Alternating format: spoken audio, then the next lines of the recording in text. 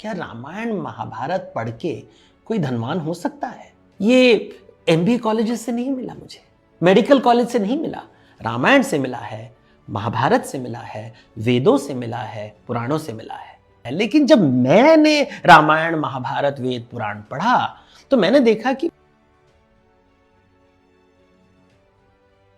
देखिए, रामायण महाभारत वेद पुराण में वो ज्ञान है जो आपको सफल बना सकता है। It can make you successful. यहां ये जो ज्ञान है ना, वो कोई पढ़ाता नहीं है आपको कॉलेज में, स्कूल में, क्योंकि ज्यादातर लोगों को पता ही नहीं है। जब हम रामायण महाभारत की बात करते हैं तो लोग इतिहास के बारे में सोचते हैं, लेकिन जब मैंने रामायण महाभारत वेद पुराण पढ़ा तो मैंने देखा कि भैया यहाँ पे तो बहुत ही अच्छा ज्ञान है। जैसे लक्ष्मी, जब हम पढ़ते हैं, लक्ष्मी के बारे में पढ़ते हैं तो हमें अर्थशास्त्र यानी कि इकोनॉमिक्स के बारे में ज्ञान होता है, मैनेजमेंट के बारे में, व्यापार के बारे में ज्ञान होता है।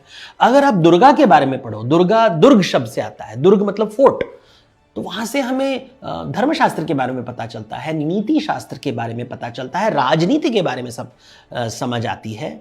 जब हम सरस्वती के बारे में पढ़ते हैं तो फिर हमें विद्या लक्ष्मी के बारे में पता चलता है। ये एमबीए कॉलेजेस से नहीं मिला, मुझे मेडिकल कॉलेज से नहीं मिला, रामायण से मिला है, महाभारत से मिला है, वेदों से मिला है, पुराणों से मिला है।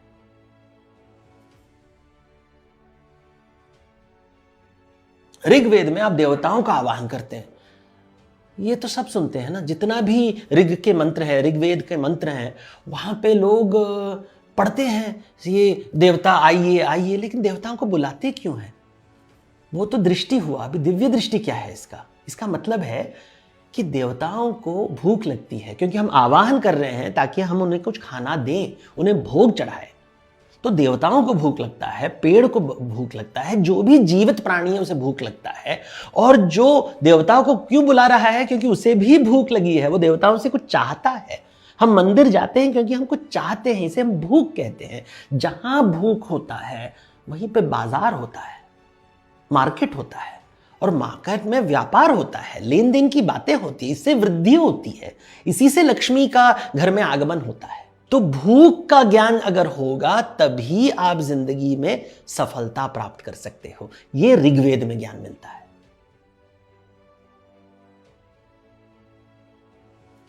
सामवेद में क्या होता है, जो ये मंत्र होते हैं उसे संगीतबद्ध करते हैं, उसे मेलोडीज के साथ जोड़ते हैं, उसे म्यूजिकल बनाते हैं। और ये जो गाने होते हैं सामवेद के, ये दो प्रकार के होते हैं। एक होता है आरण्य गान, जो जंगल में गाते हैं, और दूसरा होता है ग्राम ज्ञान, जो गांव में गाते हैं। जंगल में आपको खाना कोई नहीं खिलाता है। जंगल में जो पशु होता है ना, उसको अपना ही खाना फाइंड करना पड़ता है, उसे कोई खाना देता नहीं है, कोई आपका मदद नहीं करेगा जंगल में। लेकिन ग्राम में, गांव में, नगर में, वहां पे कोई मदद करने वाला होता है, एक सिस्टम होता है। शायद सरकार हो सकती है, या आपके फैमिली हो सकती है, एक एनजीओ हो सकता है, कोई मंदिर गुरुद्वारा सेवा करके आपको खाना दे देगा। हम गरीब लोगों को खाना देते हैं, दान देते हैं। तो ये जो है वो केवल ग्राम में होता है, जंगल में कोई दान नहीं देता।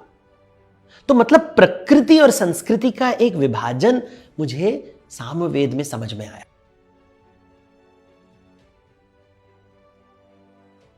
यजुर्वेद में फिर ज्ञान क्या मिलता है? यजुर्वेद में सबसे बड़ा ज्ञान मिलता है, वो है यज्ञ। क्या यज्ञ? देखिए, रामायण में दशरथ जी भी यज्ञ कर रहे हैं, महाभारत में द्रुपद यज्ञ कर रहा है। यज्ञ का मतलब क्या है? यज्ञ का मतलब है आप देवताओं को बुलाओ, उन्हें भोग दो और कहो स्वाहा, ताकि वो हमें दे तथास्तु, हमारी इच्छा पूर्ति करते हैं। मतलब यहां लेन देन की बात, एक्सचेंज होता है। देवता आते हैं, कुछ लेते हैं और दे के वापस चले जाते हैं अपने स्वर्ग को। तो मतलब ये जो समाज होता है, यहां पे यज्ञ होता है एक्सचेंज के लिए। ये जो, अगर आप कोई भी अर्थशास्त्री, इकोनॉमिस्ट को पूछे कि एक सोसाइटी या इकोनॉमिक्स का बेसिस क्या है, वो कहेंगे ट्रांजैक्शन, एक्सचेंज, लेन देन, व्यापार। जितना लेन देन, ट्रांजैक्शन होता है ना, उसी से हमारी सोसाइटी में वृद्धि होती है।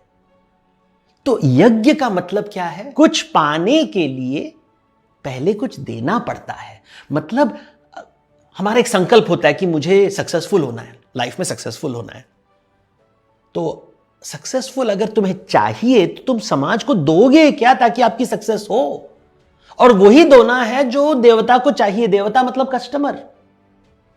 कस्टमर को दे क्या रहे हो, या तुम्हारा बॉस, तुम दे क्या रहे हो कि वो तुम्हें सफलता इन एक्सचेंज दे?